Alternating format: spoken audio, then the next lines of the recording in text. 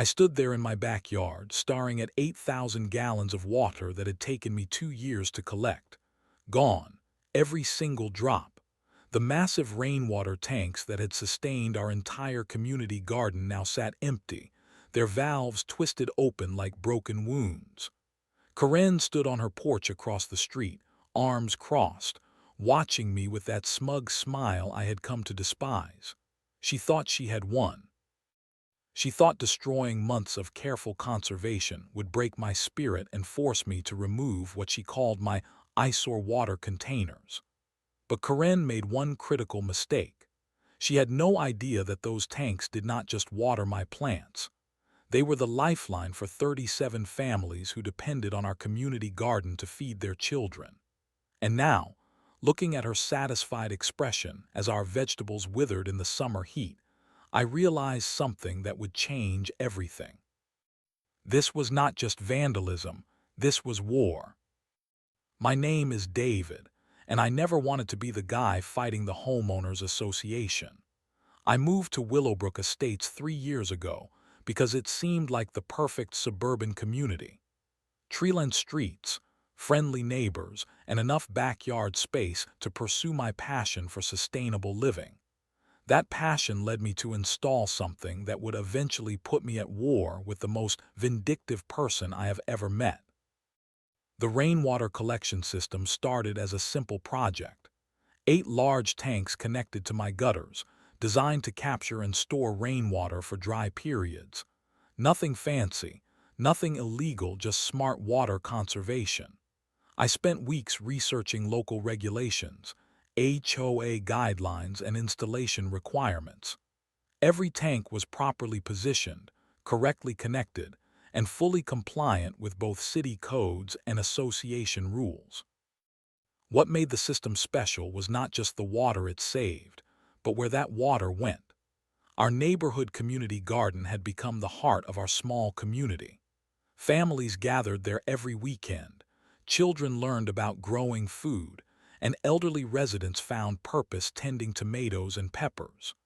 During the spring and summer months, my rainwater tanks provided almost 60% of the garden's irrigation needs. The garden was more than just vegetables. It was where Mrs. Chen taught her grandchildren about their Chinese heritage through traditional herbs. It was where the Rodriguez family grew enough produce to supplement their grocery budget during tough financial times. It was where teenagers learned responsibility and retirees found friendship. My water system had become quietly essential to something much larger than my own backyard. Then Karen Mitchell moved into the house directly across the street. She arrived on a Tuesday morning with a moving truck, a permanent scowl, and what I would later learn was an obsession with neighborhood standards. Karen was not just any new neighbor. Within her first week, she had walked the entire subdivision with a notebook, documenting what she considered violations of community aesthetics. My rainwater tanks made her list immediately. Karen knocked on my door that first Saturday, introducing herself with a firm handshake and a fake smile. She was a woman in her 50s, perfectly dressed even for weekend yard work, with the kind of confidence that comes from years of getting her way through persistence and intimidation. "Those blue containers in your backyard," she said, gesturing toward my tanks, "they are quite noticeable from the street." I explained the purpose, the benefits, and the complete legal compliance of my system.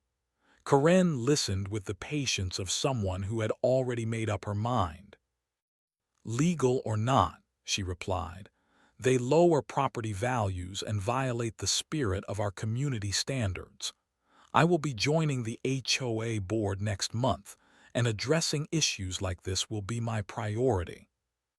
That conversation should have been my warning. Karen was not interested in compromise, community benefit, or reasonable discussion. She saw my tanks as a problem to be eliminated, regardless of their purpose or the people who depended on them. Over the following weeks, I watched Karen systematically introduce herself to every household in our section. She carried that same notebook, documenting complaints about fence heights, mailbox styles, and landscaping choices. But she always returned to my tanks, photographing them from different angles, measuring sight lines from various properties. I tried to stay optimistic. The tanks were legal, beneficial, and supported by most of our neighbors. How much trouble could one person really cause? I was about to find out. Karen did not waste time after joining the HOA board. Her first official act was filing a formal complaint against my rainwater collection system, citing Section 4.7 of our community guidelines regarding structures that materially impact neighborhood aesthetics.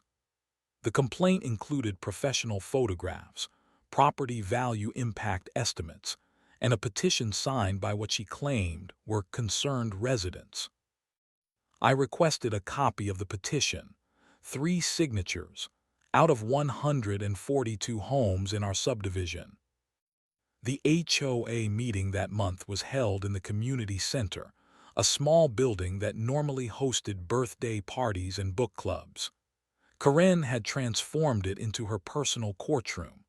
She arrived with a presentation folder, a laptop, and enough printed materials to supply a college seminar. 27 neighbors attended that meeting. Most came to support me. Karen began her presentation with slides showing my tanks from multiple angles, comparing them to what she called more appropriate water conservation methods.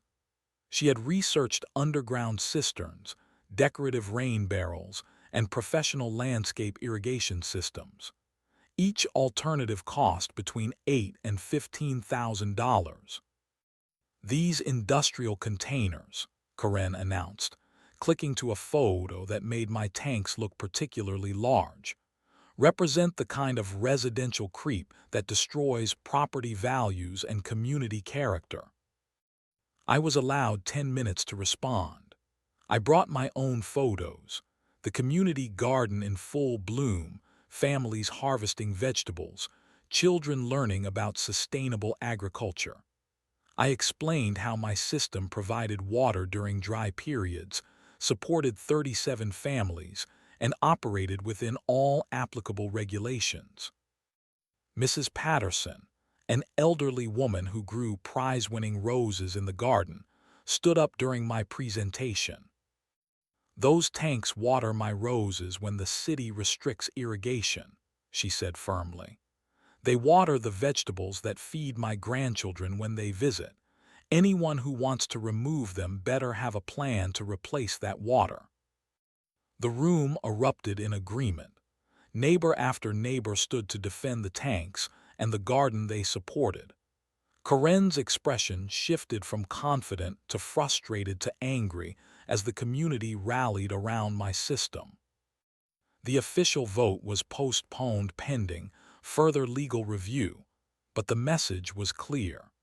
Karen had dramatically underestimated community support for both the tanks and the garden. That setback only fueled her determination. Over the next 2 months, Karen filed 6 additional complaints. She claimed the tanks violated noise ordinances during rainstorms. She argued they attracted mosquitoes and posed health risks. She submitted engineering reports questioning their structural safety. Each complaint was investigated and dismissed, but the process consumed hours of my time and created ongoing stress.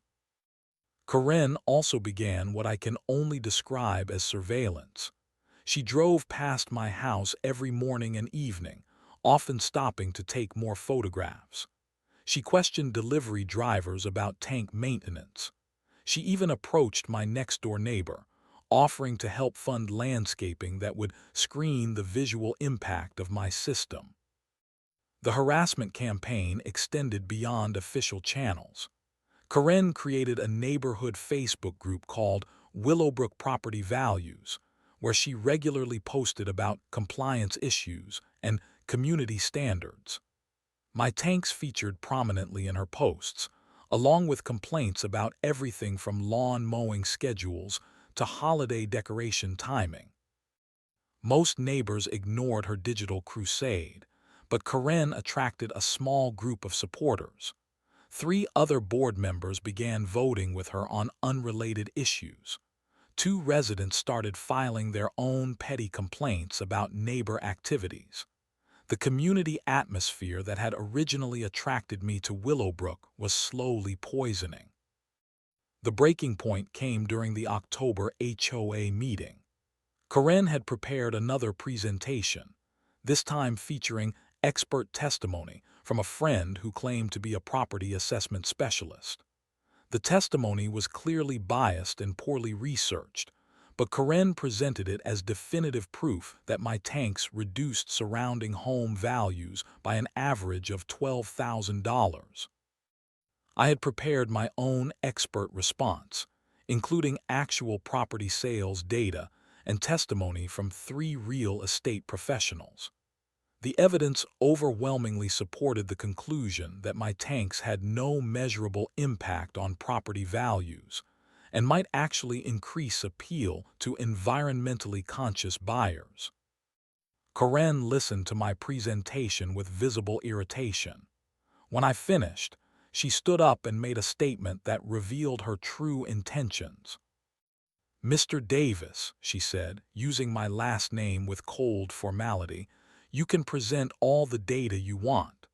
Those tanks are coming down, one way or another. If legal methods do not work, I will find other solutions." The room fell silent. Several neighbors looked uncomfortable with the implied threat. I felt a chill that had nothing to do with October weather. That night, I installed security cameras around my property. November brought unseasonably warm weather, and the kind of drought that makes water conservation feel prophetic rather than optional. Our region had received less than half its normal rainfall, and the city implemented Stage 2 water restrictions.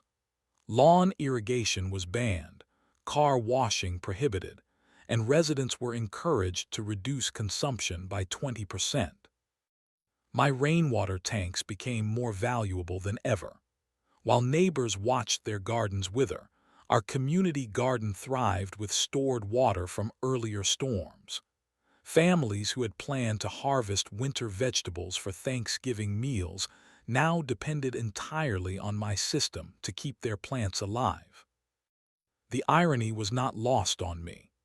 Karen's campaign to remove my unnecessary tanks now looked foolish as lawns turned brown and flower beds died across the subdivision. Several neighbors who had remained neutral in our conflict began asking about installing their own collection systems. Mrs. Chen approached me during one of my evening garden watering sessions. She was 83 years old and had been growing traditional Chinese vegetables in a small plot near the community center. "My bok choy would be dead without your water," she told me, her voice thick with emotion. "In China, during hard times, we learned that people who save water save lives. That woman does not understand what she is trying to destroy." Similar conversations happened throughout November. Parents thanked me for keeping their children's pumpkin patches alive. Elderly residents credited my system with saving flower gardens that represented years of careful cultivation. The community garden had never been more appreciated or more essential. Karen seemed to understand that drought conditions had strengthened support for my tanks because her harassment campaign shifted tactics. Instead of public complaints about aesthetics, she began focusing on technical violations and safety concerns. She filed reports claiming my electrical connections violated code requirements. She questioned whether my tanks had proper permits. She even suggested that stored rainwater posed contamination risks to neighboring properties. Each accusation required investigation, documentation, and formal response. I spent weekends meeting with inspectors, researching regulations, and preparing defensive statements. The stress was exhausting, but I remained confident that truth and community support would prevail. My confidence was misplaced. During the third week of November, I noticed Karen's behavior becoming more erratic. She drove past my house multiple times each day, sometimes parking across the street to watch my property. She questioned contractors working in the neighborhood about water system access and maintenance procedures. Most disturbing, she began asking neighbors about my travel schedule and weekend activities. I discussed the situation with my wife Sarah, who had grown increasingly concerned about Karen's obsession with our family. Sarah suggested we document Karen's surveillance behavior and consider filing harassment charges. I resisted, believing that legal escalation would only fuel Karen's determination and create more neighborhood drama. That decision was a mistake. On November 20th, Sarah and I left for a long weekend visiting her parents in Colorado. We had planned the trip months in advance, and I saw no reason to change our plans because of Karen's harassment. My tanks were secure, the garden watering schedule was established, and several neighbors had keys to access the system if needed. Before leaving, I checked the weather forecast. Rain was expected Monday and Tuesday, which would help refill the tanks and provide additional water security for the garden. I felt optimistic about the trip and confident that our brief absence would give Karen time to focus on other concerns. Friday evening, we drove to the airport with no sense of the disaster waiting for our return. The last thing I saw as we pulled out of our driveway was Karen watching us from her living room window. That same satisfied smile I had learned to recognize and fear. I should have known she was planning something terrible. We returned from Colorado on Tuesday afternoon to find our street lined with cars. Neighbors stood in small groups on sidewalks, their faces grim and worried. As we pulled into our driveway, I could see people gathered in my backyard near the community garden entrance. Something was very wrong. I walked around the side of my house and stopped cold. My 8 rainwater tanks, which had been nearly full when we left, were completely empty.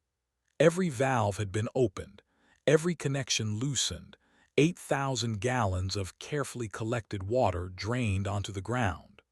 The mud beneath the tanks told the story of massive water loss, creating puddles that reflected the afternoon sun like accusations. But the water loss was not the worst discovery. Karen had not simply opened valves and walked away. She had used tools to damage connections, stripped threading from pipe fittings, and deliberately broken several gauge mechanisms. This was not emergency drainage or safety maintenance. This was systematic destruction designed to disable my system completely. Mrs. Patterson was standing near the largest tank, shaking her head in disbelief. "It happened sometime Sunday night," she told me, her voice filled with anger I had never heard from her before. "Karen told everyone the tanks were leaking and posed a safety hazard. She said she had to drain them to prevent foundation damage to neighboring properties." I knelt down to examine the damaged valves. The threading had been stripped with pliers or a wrench, making proper closure impossible without complete replacement. Several connection points showed clear tool marks from forced removal. The gauge displays had been twisted until their plastic housings cracked. This level of damage required time, planning, and deliberate intent to cause maximum destruction. "Did anyone see her doing this?" I asked Mrs. Patterson, already knowing the answer. "She was smart about it," Mrs. Patterson replied. "Sunday night during that thunderstorm, nobody was outside and the rain noise covered any sound she made, but she made a mistake Monday morning." Mrs. Patterson led me to her kitchen window, which offered a clear view of my backyard tanks. "I was making coffee around 6 in the morning when I saw her walking around your tanks with a clipboard," she continued. She was taking pictures and writing notes like she was documenting evidence, but the damage was already done. She was creating her cover story. The cover story became clear when I found the official incident report Karen had filed with both the HOA and the City Utilities Department. According to her report, she had discovered significant water leakage from my tanks during her routine morning walk and had taken emergency action to prevent property damage and safety hazards.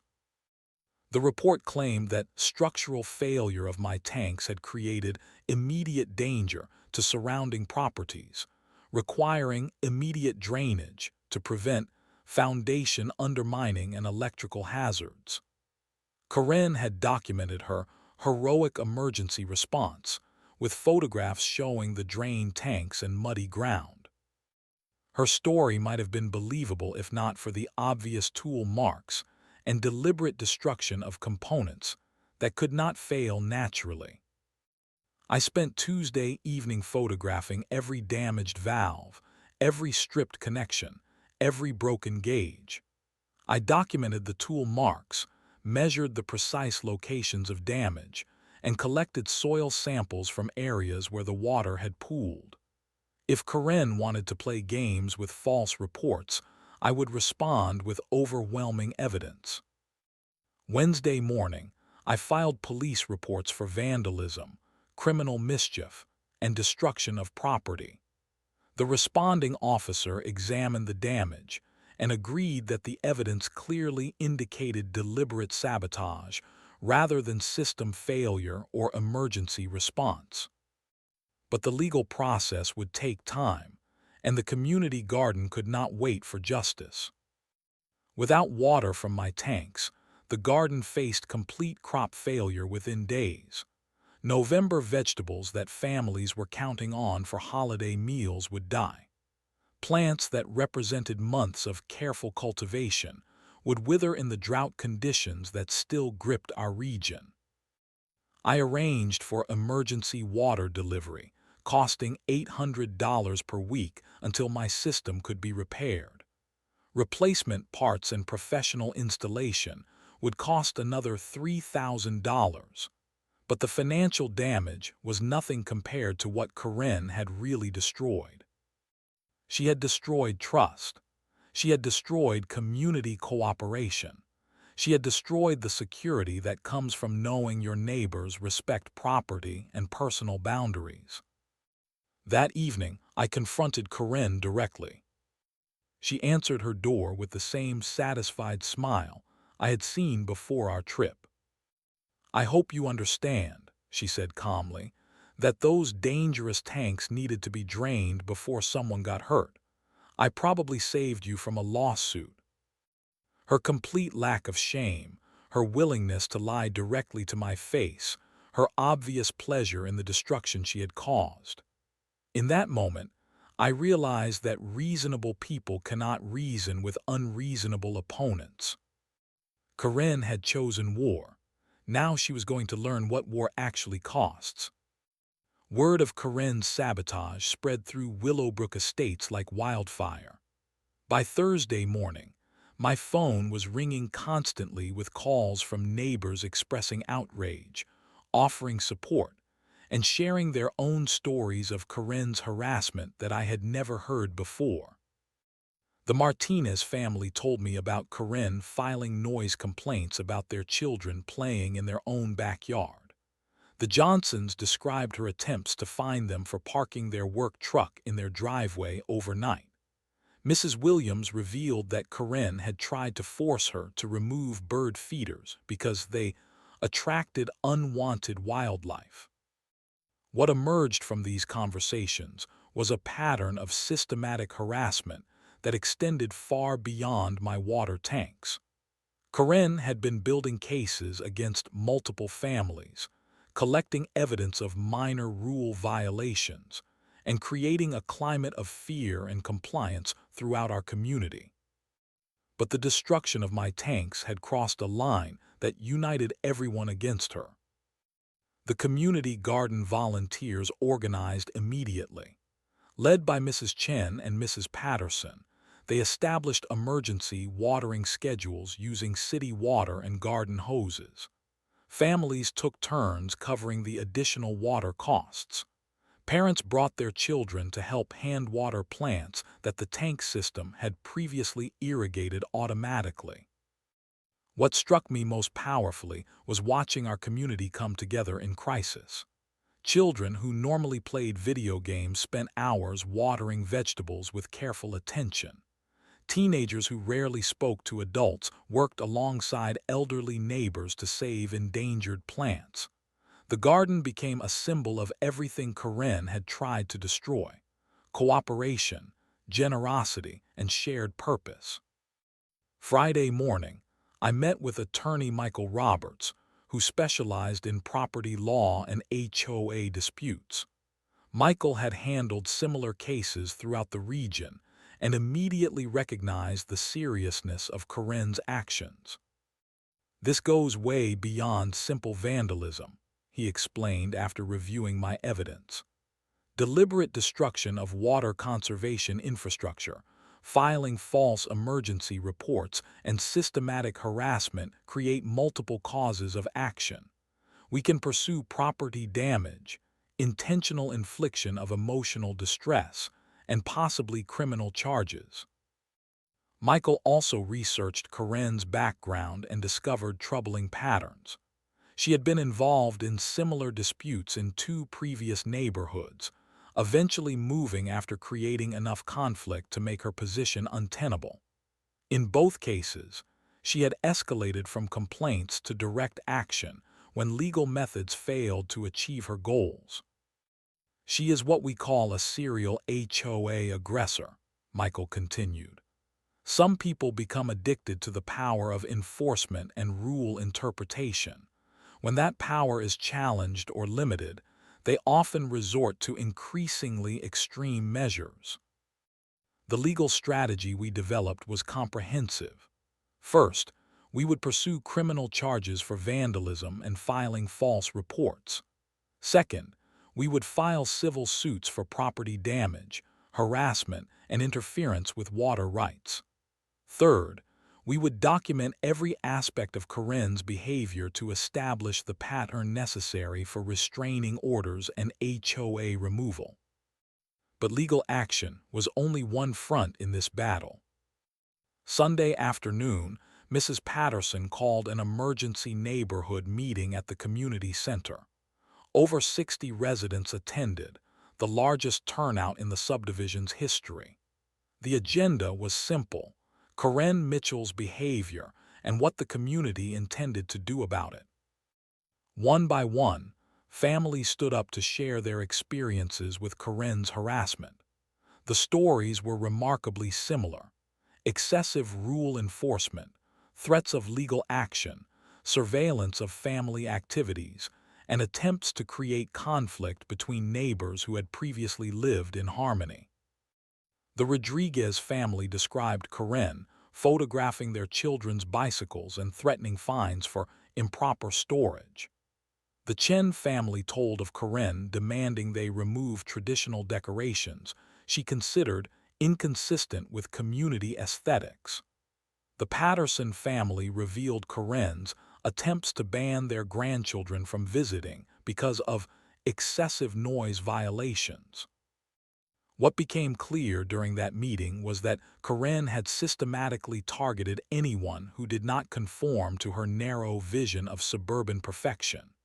Families with children, elderly residents with physical limitations, working families with practical concerns, all had become subjects of her enforcement obsession.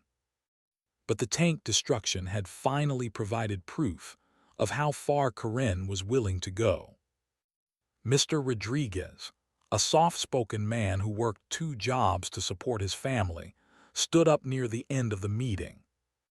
"My children learned about growing food in that garden," he said, emotion thick in his voice. "When money was tight, we fed them vegetables we grew ourselves with water from those tanks. This woman destroyed something that fed our children. That is not about HOA rules. That is about basic human decency." The room erupted in agreement. By the end of the meeting, 53 residents had signed a petition demanding Karen's immediate removal from the HOA board. Another 42 families volunteered to contribute time or money toward legal action against her. Mrs. Chen, despite her age and limited English, insisted on speaking last. "In China, we have saying," she told the gathering, "when neighbor destroys water, they destroy life. This woman tried to destroy life of our community. Now community must protect itself." That evening, I realized that Karen's sabotage had accomplished something she never intended. She had united our neighborhood around shared values of cooperation, respect, and mutual support. She had transformed individual frustration into collective action. Karen wanted to control our community through fear and intimidation. Instead, she had created the conditions for genuine democracy and neighbor solidarity. Her war against my tanks had become our community's war for its own soul. The emergency HOA meeting was scheduled for the following Thursday evening. By Wednesday, news of the gathering had spread beyond our subdivision. Local media had picked up the story of community garden sabotage, and the meeting promised to be unlike anything Willowbrook Estates had ever experienced. Karen spent the week preparing her defense. She printed new copies of her tank safety reports, gathered supportive statements from her few remaining allies, and even hired what she claimed was an independent engineer to validate her emergency response decision. I spent the week preparing for war. Michael Roberts helped me organize evidence into a comprehensive presentation. We had photographs documenting deliberate destruction, police reports confirming criminal vandalism, expert testimony proving the tanks posed no safety hazards, and neighbor statements establishing Karen's pattern of harassment. But our most powerful evidence was something Karen could not contest: the community itself. Thursday evening, over 100 residents packed the community center. Families who had never attended HOA meetings brought folding chairs and stood along walls. Parents arranged childcare so both spouses could attend. Elderly residents who rarely left their homes appeared with walkers and determined expressions. Karen arrived early, claiming the front row with her materials spread across multiple chairs. She wore a business suit and the same confident expression that had characterized her harassment campaign. She clearly expected to control the meeting through preparation and intimidation. She had no idea what was about to happen. The meeting began with standard HOA business, but everyone knew why they were really there. When Karen was invited to present her case, she stood confidently and launched into a prepared speech about emergency property protection and responsible community leadership. She explained how my tanks had created imminent danger, requiring immediate intervention. She presented photographs of muddy water damage and claimed her actions had prevented thousands of dollars in foundation repairs. She argued that her quick thinking had protected multiple families from serious structural problems. Her presentation was polished, professional, and completely dishonest.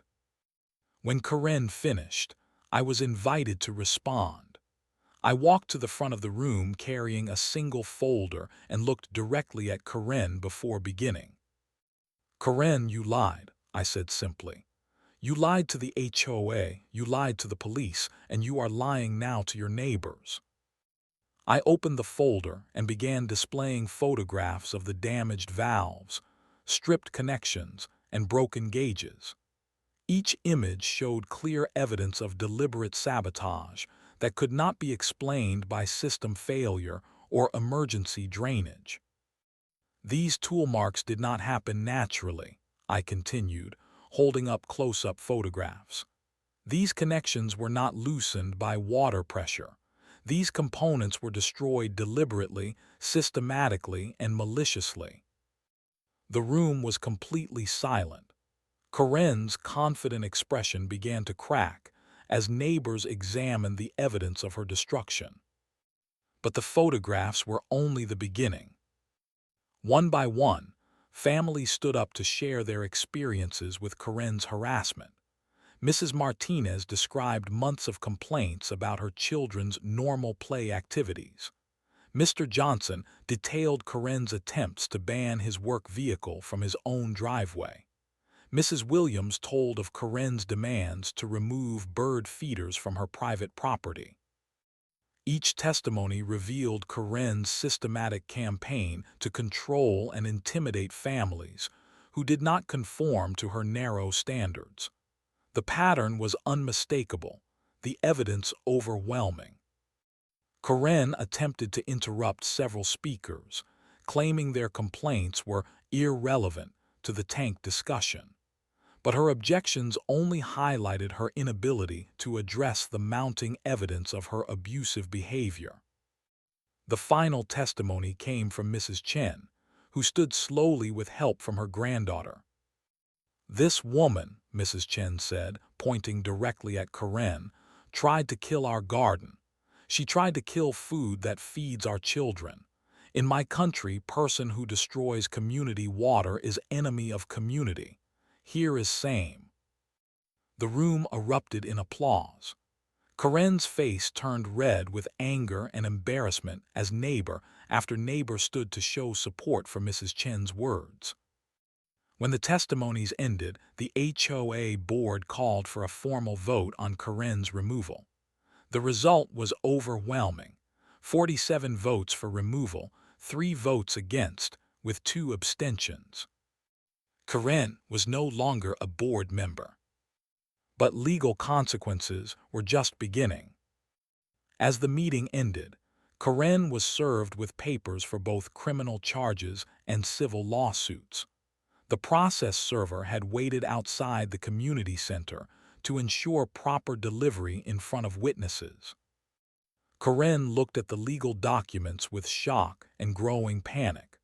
For the first time since moving to our neighborhood, she appeared to understand that actions have consequences. "This is not over," she shouted as families filed out of the meeting. "I will fight every charge, contest every claim, and make all of you regret this persecution." Her threats fell on deaf ears. Our community had already made its decision about Karen Mitchell and her version of neighborhood leadership. Justice was finally beginning. The legal resolution came faster than anyone expected. Faced with overwhelming evidence and community testimony, Karen's attorney advised her to accept a settlement rather than face criminal trial and civil litigation that could continue for years. The settlement terms were comprehensive. Karen paid full restitution for tank repairs and system upgrades, covered all emergency water costs during the repair period, and compensated me for legal fees and lost time. Additionally, she agreed to a permanent restraining order preventing any contact with my family or interference with my property. But money was not the most satisfying aspect of Karen's defeat. Within 6 weeks of the HOA meeting, Karen listed her house for sale. The combination of legal costs, community ostracism, and ongoing court supervision had made her position in Willowbrook Estates untenable.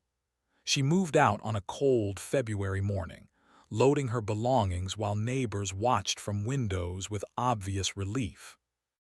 The tank system was not just repaired but significantly improved.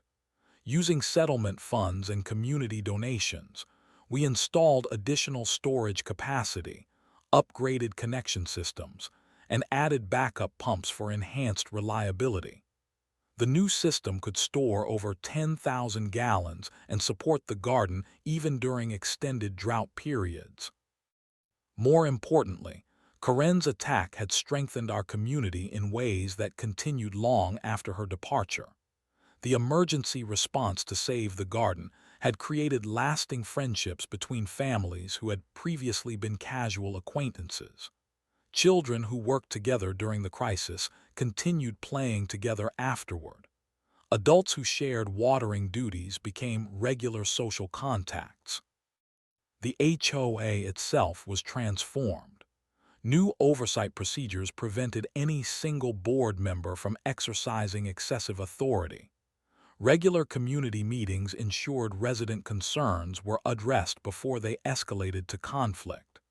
Most significantly, the association adopted explicit policies protecting water conservation, community gardens, and sustainable living practices. Spring brought validation of everything we had fought to protect. The community garden flourished with expanded plots, increased participation, and improved infrastructure supported by the upgraded water system. Families who had considered leaving the neighborhood because of Karen's harassment decided to stay and invest in long-term improvements. Mrs. Chen, now 84, continued growing traditional vegetables with water from tanks that Karen had tried to destroy. The Rodriguez children learned advanced gardening techniques and started their own small business selling herbs to neighbors. Mrs. Patterson's roses won the county fair competition for the third consecutive year. The story spread beyond our subdivision. Local newspapers featured articles about community cooperation and water conservation. Environmental groups cited our garden as a model for suburban sustainability. Real estate agents began marketing Willowbrook Estates as a community that values environmental responsibility and neighbor cooperation. Property values, which Karen had claimed to protect through her harassment campaign, actually increased as families sought neighborhoods with strong community bonds and environmental consciousness. On a warm Saturday in May, we held the first annual Community Garden Festival. Over 200 people attended, including families from neighboring subdivisions interested in starting their own gardens. Children played among thriving vegetables while adults shared growing tips and harvest recipes. I stood near the upgraded water tanks, watching families enjoy food grown with water that Karen had tried to waste.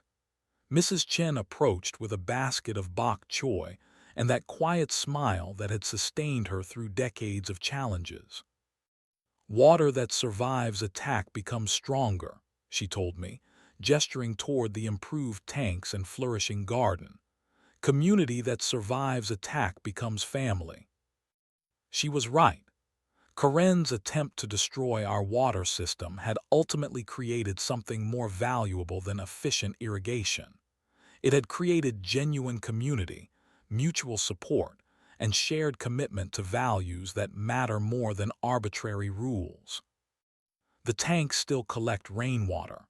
The garden still feeds families. And our neighborhood still remembers that ordinary people can defeat bullies when they stand together for what is right. Some stories end with revenge. This one ended with renewal.